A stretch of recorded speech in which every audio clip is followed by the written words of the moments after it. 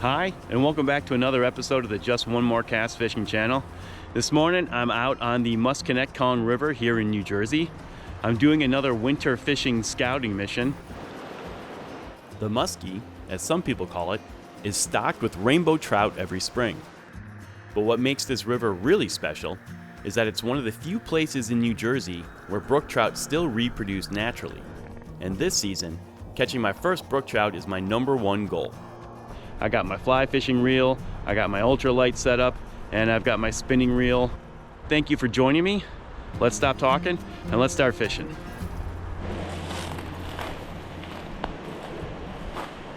All right, well, this is what it looks like so far.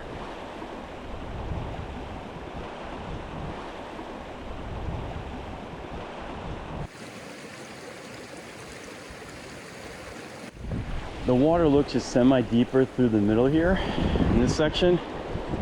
So I'm gonna cast up this way and start working my way down. I love the way it looks in the middle here.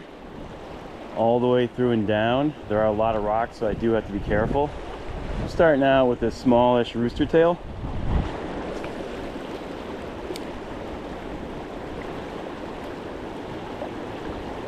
No first cast magic. Ooh.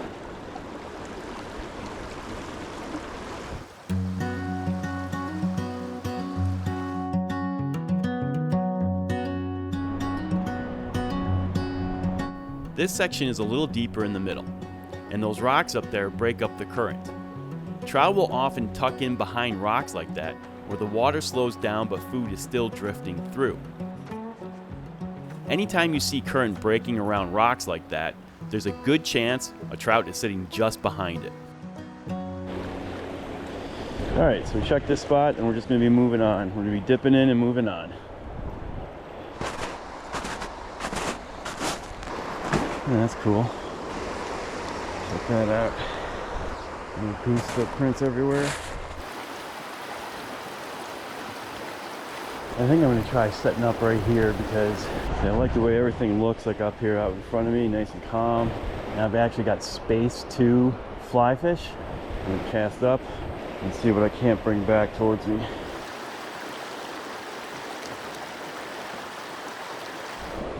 I did a video about cat. Oh man, there's a dead duck right here. And that's right beneath my feet. That's unnerving. Huh. Now I'm trying this little nymph I got on here.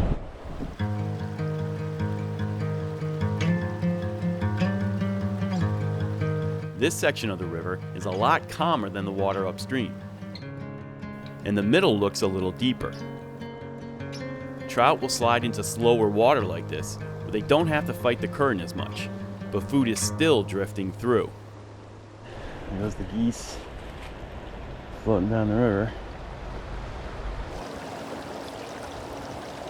Well, I'm loving the way that all this looks up in here. Let's just try working a little left or right here. The current along that far bank is moving pretty fast, and it looks like it drops off a little deeper along those trees.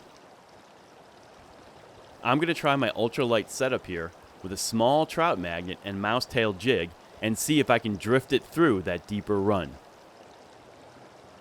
Trout will often hold along edges like that where the current pushes food past them, but they can stay tucked out of the strongest flow. If I can get on the other side of this thing, drop a line right down in here. Oh. All right, well, that was bound to happen eventually. All right, well, that about wraps things up for me here on the Musconetcong River. I didn't catch anything, but you know, that's part of the journey. Just getting out, getting exploring, being out in the wilderness, enjoying your surroundings. I did wipe out, and I'm not hurt, but maybe my ego is a little bit hurt, but that's okay. Today was really more about learning this stretch of the river than anything else. Between the riffles, the deeper pools, and those faster outside banks, it feels like there are a lot of places here that could hold trout. I'll definitely be coming back to explore more of this river. Thank you for watching, and as always, just one more cast.